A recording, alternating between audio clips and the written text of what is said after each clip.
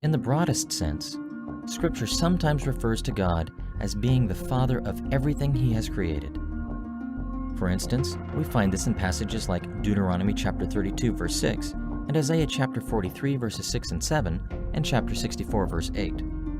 We also see it in Malachi chapter 2, verse 10, and Luke chapter 3, verse 38. As just one example, listen to Paul's words to the Athenians in Acts chapter 17, verses 26 through 28. From one man he made every nation of men, that they should inhabit the whole earth, and he determined the time set for them and the exact places where they should live.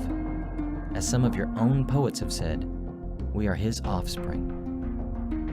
Here Paul quoted from the pagan poets Cleanthes and Aratus, who had said that Zeus was the father of human beings because he had created them. Of course, Paul insisted that the God of the Bible was the real creator, and not Zeus. But Paul also affirmed the idea that to create something is to become its father. The Bible was written in human language. Our human relationship to God as Creator is often expressed in terms of the relationship between a father and his children. In this context, God's fatherhood represents our origin and His authority.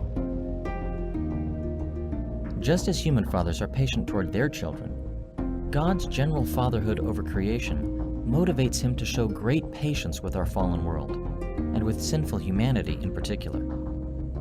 This does not mean that He will always withhold judgment from the creation, but it helps explain why He is slow to anger and quick to show mercy. As we read in Psalm 145, verses 8 and 9, the Lord is gracious and compassionate, slow to anger and rich in love. The Lord is good to all. He has compassion on all He has made.